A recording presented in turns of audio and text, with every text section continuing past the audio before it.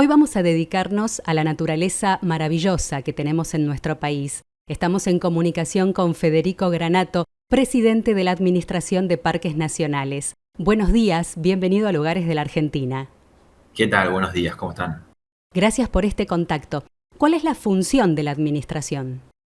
Bueno, la Administración de Parques es el organismo rector dentro del Estado Nacional que gestiona y conserva todos los espacios naturales protegidos. Para ponerlo en un ejemplo claro, digamos, nuestros técnicos son los que analizan e identifican cuáles son lugares importantes desde el punto de vista biológico. Luego esos lugares son declarados como parques nacionales o reservas o la categoría que se le asigne, y a partir de ahí el organismo empieza a tener jurisdicción sobre esa zona. Eso implica que, por un lado, lo cuida y evita que sea destinado a otros fines, cuida también de que no ingresen especies exóticas, que son en muchos casos los que alteran el equilibrio del ecosistema, y al mismo tiempo son los que cuidan de ese espacio, pero además generan el desarrollo turístico para que la gente lo pueda conocer y pueda disfrutarlo. ¿Cuáles son las regiones en las cuales está dividida el mapa de parques nacionales? Bueno, nosotros tenemos distintos tipos de organizar la Argentina. Uno, el más lógico quizás, que a nosotros nos ayuda mucho, que es la distribución geográfica, ¿no? En las regiones NOA, NEA, Centro y Patagonia lo dividimos entre Patagonia Austral y Patagonia Norte, pero desde el punto de vista biológico, y yo creo que esta es la principal división, se habla de ecorregiones, que son en nuestro país son 18. Cada ecorregión, para mencionar algunas por ahí, está la zona de esteros de Liberá, la ecorregión de Chaco, el Chaco húmedo, el Chaco seco, el bosque andino patagónico, por ejemplo, etcétera. Y esto es importante porque cada una es un tipo de ambiente y de cada una se busca que esté representada mediante algunas áreas protegidas. Se habla incluso de un porcentaje del 15 o el 17% de cada ecorregión que sea declarado área protegida para poder conservar una muestra representativa de lo que es ese ambiente. ¿Continúa ampliándose el área protegida? Sí, sí, por suerte, la verdad que cada vez hay mayor conciencia de la importancia de tener parques nacionales, no solo, creo yo, por lo que ha sido muy palpable en el último tiempo en materia de cambio climático. Por poner ejemplo, hemos tenido este verano olas de calor muy pronunciadas, estamos por ahí en mayo con temperaturas que no son las habituales, pero además nuestro país viene de pasar 3 años de sequía y eso se está reflejando ahora en la producción, pero se reflejó también estos años en lo que fueron los incendios forestales. Y bueno, la contracara, si se quiere, positiva de esa tragedia es que mucha gente toma conciencia de la importancia de cuidar el ambiente, y las áreas protegidas son una de las mejores herramientas, creo yo, para esa batalla, porque, como decía antes, no solo uno salvaguarda determinado ambiente, determinada región, sino que además también eso genera un modelo alternativo de desarrollo que es sostenible. Cuando se crea un parque nacional, ese lugar deja de estar sujeto a especulación inmobiliaria o a un cambio de uso de ese suelo que pueda hacer perder la biodiversidad, y al mismo tiempo surge la oportunidad de desarrollar una alternativa turística que no es contaminante, que es compatible con el ambiente y demás. Entonces, bueno, en el último tiempo creo que esta conciencia se ha ido ampliando y cada vez son más las provincias que incluso nos vienen a buscar a nosotros para proponernos crear áreas protegidas. Es así que en esta gestión de gobierno, digamos, del 2019 hasta la fecha, se han incorporado más de 700.000 hectáreas de áreas protegidas. Se han creado el Parque Nacional Ancenusa, que es el tercero más grande del país ahora, el Parque Nacional Islote Lobos, el Parque Federal Campo San Juan, en la provincia de Misiones, la Reserva Marisma del Tuyú y recientemente el Parque Nacional Laguna del Palmar. También se han incorporado con otras figuras como reservas de la defensa y demás, pero es importante porque va en línea con lo que el mundo se está proponiendo, que es alcanzar que el 30% del planeta esté protegido. Y bueno, nosotros, incluso antes de que se establezca esa meta a nivel internacional, ya veníamos con un proceso de ampliación del sistema. ¿Cómo se mantiene la estructura de parques nacionales teniendo en cuenta que la gran mayoría de estos son gratuitos? Sí, exactamente. De más de 50 áreas protegidas que tenemos, solo en 9 se cobra un valor de entrada. hay un precio de entrada, y son, por supuesto, los parques que mayor visitación tienen, y en su gran mayoría la visitación internacional. En ese sentido, la entrada tiene un criterio donde el turista internacional paga una entrada un poco más cara porque entendemos que es el que lo puede hacer, que tomando alguna referencia de valor dólar y comparando con parques de la región para tener un precio razonable. Y después los turistas nacionales tienen un valor menor, los de la provincia donde está el parque uno menor todavía, y los que viven en las localidades cercanas a los parques no pagan ningún valor porque, bueno, se busca que no perder ese arraigo y ese sentido de pertenencia que tiene la gente con los parques. El valor de las entradas es el principal acceso que tiene el organismo. Después hay algunos que tienen que ver con las prestaciones turísticas como concesiones y demás. Y después hay un aporte, sí, del Estado Nacional con presupuesto que sale del Tesoro General. Esa infraestructura, recordemos de qué se trata.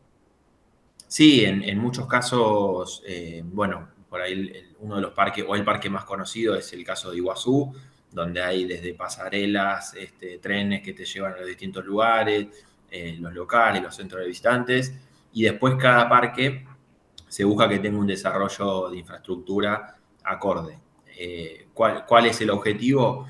Por un lado, que la gente tenga comodidad para estar dentro de un parque, que no se pierda la experiencia natural, que no se pierda la posibilidad de conectar con lo agreste, por lo cual la infraestructura es la mínima indispensable para la comodidad y para la seguridad de los visitantes. ¿Hay alguna provincia que aún no tenga parque nacional? Sí, actualmente solo 2 provincias no tienen, que son la provincia de Catamarca, pero que hace muy poquito el gobernador mandó a la legislatura el proyecto de ley para crear el primer parque nacional en la zona de Sierras de Ambato, y el caso de Mendoza, donde también estamos trabajando sobre un predio que es del Ejército Nacional, en la zona de Uspallata, y también hemos presentado y la comunidad lo está pidiendo, está muy, muy contenta con la idea de tener un parque nacional allí, que sería el primer parque nacional de Mendoza, y de concretarse estos 2 proyectos, tendríamos por primera vez en todas las provincias parques nacionales. ¿En qué consiste el programa de colaboración para el fomento de reservas municipales? Bueno, nosotros en línea con crear nuevas áreas protegidas, como decía antes, estos últimos años se sumaron 700.000 hectáreas sobre un total de 4.300.000 que tenía el sistema. Eso hace que sea más espacio para administrar, más espacio que cuidar, y por supuesto entendíamos que seguir avanzando y seguir sumando hectáreas protegidas requiere que también haya otros actores involucrados. Un actor fundamental pueden ser los municipios, porque muchas veces tienen reservas municipales o tienen la intención de crear alguna, y en algunos casos le falta la capacidad técnica por ahí de desarrollar el proyecto, cómo armar un plan de gestión o algunos recursos para poder implementarlo, etcétera. Entonces lo que nosotros buscamos desde Parques Nacionales es ser un organismo que acompañe esos procesos, que los capacite cuando haga falta, que los asista técnicamente cuando así sea necesario. Y bueno, y con otros proyectos que hemos ido desarrollando, buscamos involucrarnos y comprometernos con el desarrollo de las reservas municipales. Entonces, este programa, los municipios que lo desean se pueden adherir. A partir de ahí se arman talleres, se empiezan a identificar cuáles son las necesidades y cuáles son prioritarias, ¿no? Cuáles atender primero para poder ir creando o desarrollando las reservas municipales. Voy a ser textual con este programa. Se llama Proyecto de Recuperación Sustentable de Paisajes y Medios de Vida en Argentina. ¿De qué se trata, Federico? Bueno, esto es un proyecto que es un financiamiento que tiene parte de crédito blando, tiene parte de donación y hay una contraparte menor que aporta el Estado Nacional. En total es un financiamiento de $60 millones, de los cuales el Estado solo pone 3, el resto es aportado por agencias internacionales, que nosotros lo gestionamos con el objetivo que siempre nos plantea el ministro Cabandier, que es cómo trabajamos en la implementación de estas áreas, cómo generamos las mejores condiciones para que se desarrollen. Por lo cual el proyecto está organizado de forma tal que más del 50% tiene que estar destinado a infraestructura y a la adquisición de equipamiento fundamental, como en el caso de combate de incendios. Y además, esto está organizado a partir de 13 paisajes, ¿no? Lo que se llaman paisajes, que eso abarca desde parques nacionales, parques provinciales, reservas municipales y en algunos casos reservas privadas también. y sobre esos paisajes, se busca que más de la mitad del proyecto esté destinado a el NOA, ¿no? Que es una de las regiones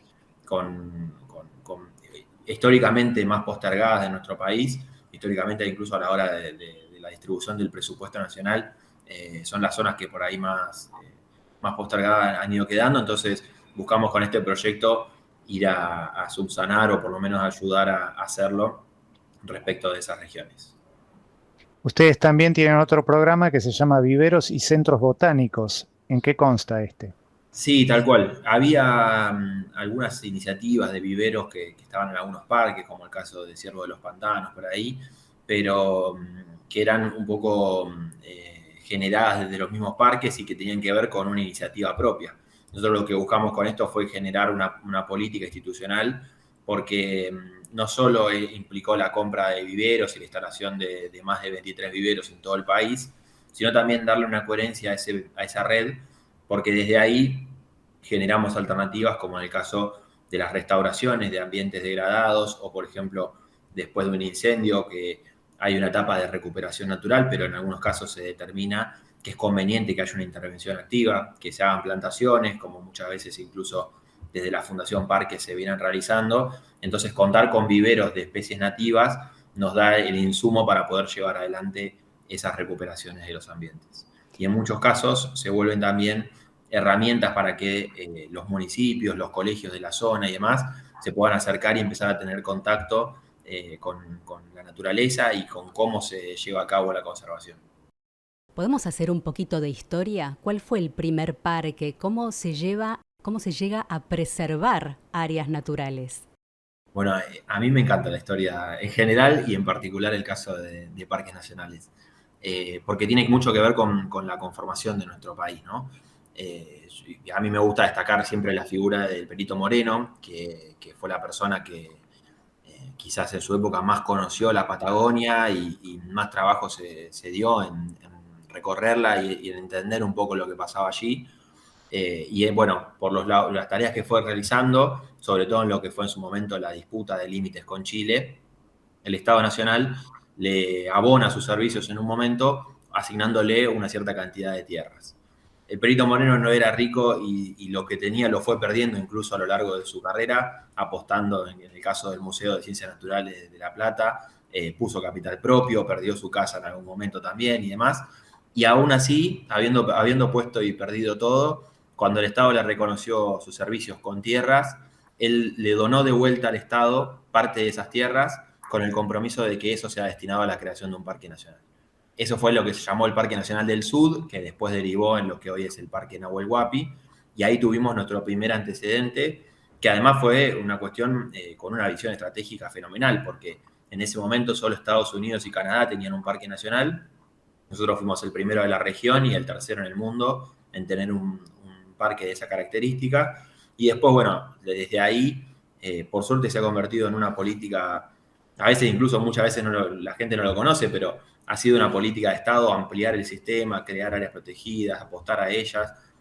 Incluso ha habido gestiones como, bueno, una que se recuerda mucho es la de Bustillo, en los años 30 aproximadamente, que crea el organismo de la administración de parques, pero además a partir de ahí se crean otros parques como Glaciares, Iguazú, etcétera, y también el organismo pasa a tener una política institucional más fuerte y deja de ser un parque solo en el sur, sino que pasa a ser un organismo y un sistema nacional. Al principio de la nota mencionaste las regiones. ¿Podrás decirnos los parques que tiene cada región? Sí, sí, por suerte son bastantes. Si quieren, les voy contando porque tenemos, bueno, por la zona de Altos Andes, los parques nacionales de Aconquija, El Leoncito, Los Cardones y San Guillermo. En la región de bosques patagónicos, que es la región original donde más parques tenemos, es Lago Puelo, Lanín, Los Alerces, Dos Arrayanes, Glaciares, Nahuel Huapi, Perito Moreno, Tierra del Fuego, Isla de los Estados y Archipiélago del Año Nuevo, que es la misma. En la región de Campos y Marezales es una región que hasta hace poco no teníamos ningún área protegida y hemos sumado recientemente el Parque Federal Campo San Juan. Para la región de Chaco húmedo están los parques Nacional Chaco, Pilcomayo y la Reserva Colonia de Benítez. En el Chaco Seco está el Parque Nacional Copo, el Impenetrable, Quebrada del Condorito, Sierra de las Quijadas, Tras la Sierra, Reserva Nacional Pizarro y la Reserva Formosa. En la zona de deltas de Isla del Paraná, en la zona de Entre Ríos, Santa Fe, Buenos Aires también, están los parques de Isla de Santa Fe, Predelta y Ciervo de los Pantanos. Para la región de Espinal, el Parque Nacional El Palmar. Para la región de Estepa Patagónica están los parques Marino Costero Patagonia Austral, Bosques Petrificados de Jaramillo, Laguna Blanca, los glaciares también tienen parte de estepa, Monte León, Nahuel Huapi, Parque Nacional Patagonia y Parque Nacional Perito Moreno también en alguna región. En la región de esteros de Liberá está el Parque Nacional Liberá, por supuesto, y el Parque Nacional Burucuyá. Y otra región que es el mar argentino, ahí tenemos las recientes áreas marinas protegidas que están Amucurá, Banco Bulbu 1 y 2, Yaganes, bueno, y los parques marinos costeros que antes mencionaba, que es el Pimpa, Maquenque e Isla Pingüino. En el caso de Monte de Llanuras y Mesetas está el Parque Nacional Iguecalel.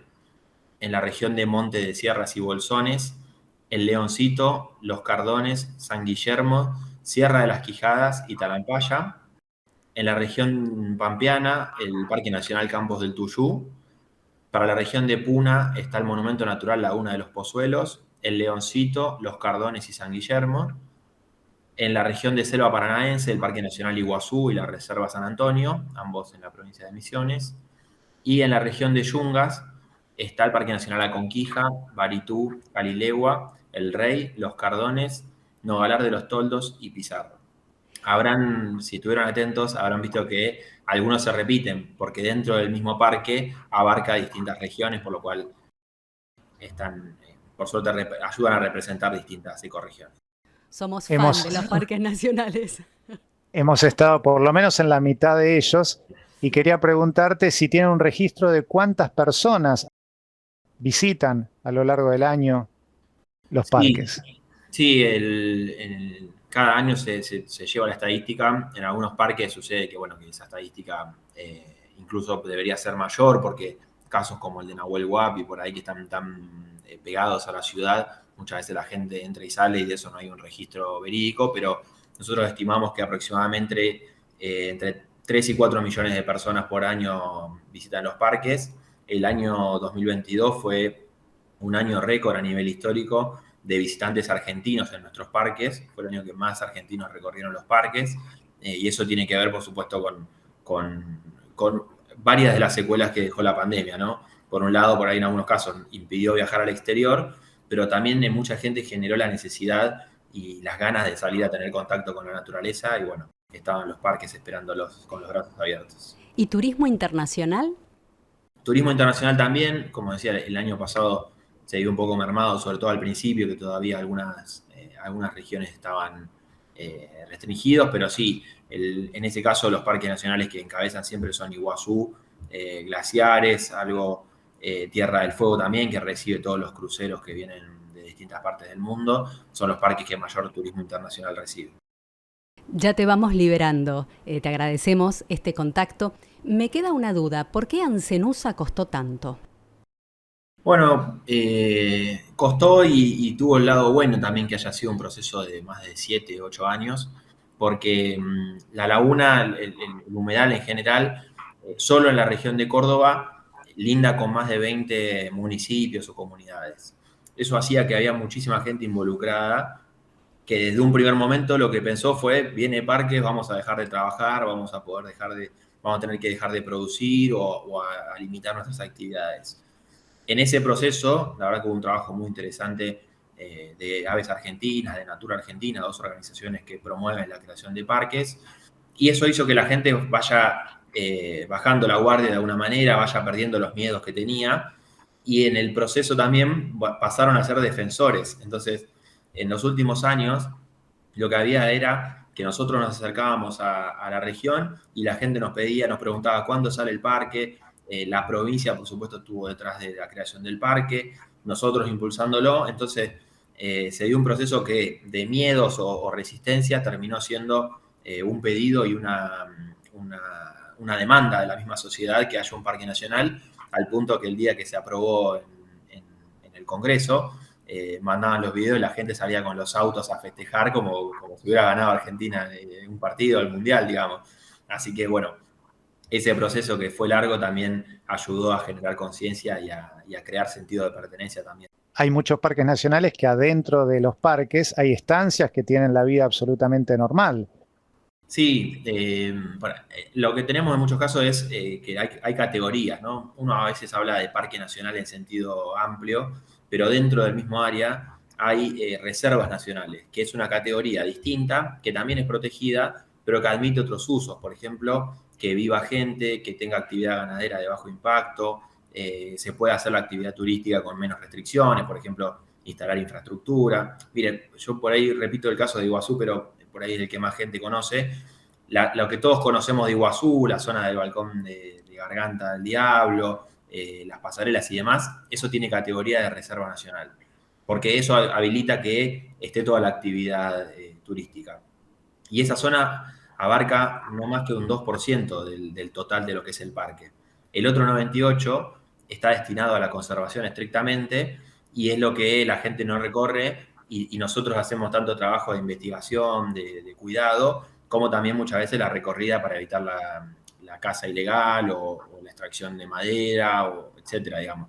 Entonces, cuando uno habla del Parque Nacional Iguazú, está bueno saber también que dentro de eso hay distintas categorías, hay subdivisiones, bueno, y también distintas actividades según la zona en la que esté ubicado. Un dato doméstico.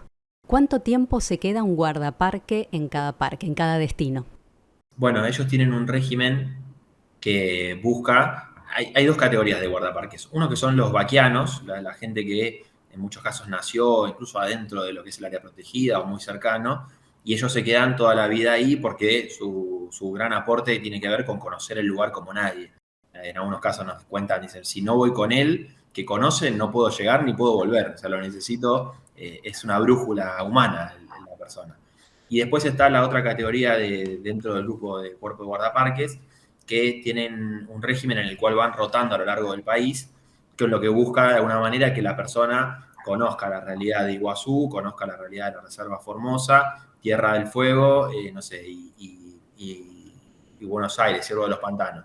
Con lo cual eso se busca que entre 2 y 4 años en cada destino y después se vaya trasladando, tanto él como su familia, y lo que hace es que después, a medida que van ganando experiencia, también van teniendo una mirada completa de lo que es el sistema y las distintas realidades que son muchas veces muy, muy diversas, ¿no?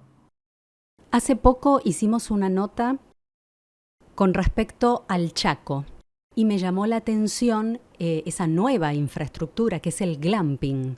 ¿Es una empresa privada? ¿Cómo se organiza eso?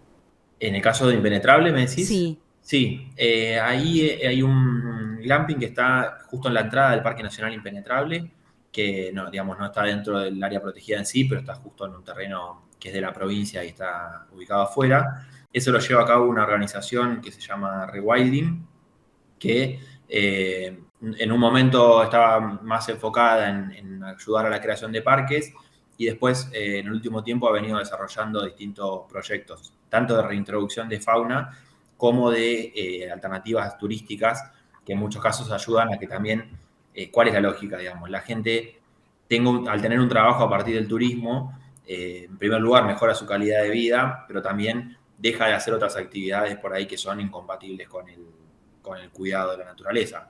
En algunos casos tenían que ver con la caza o con los desmontes y demás.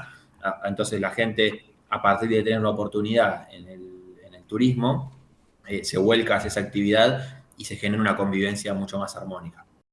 Y estoy pensando también en las comunidades aborígenes.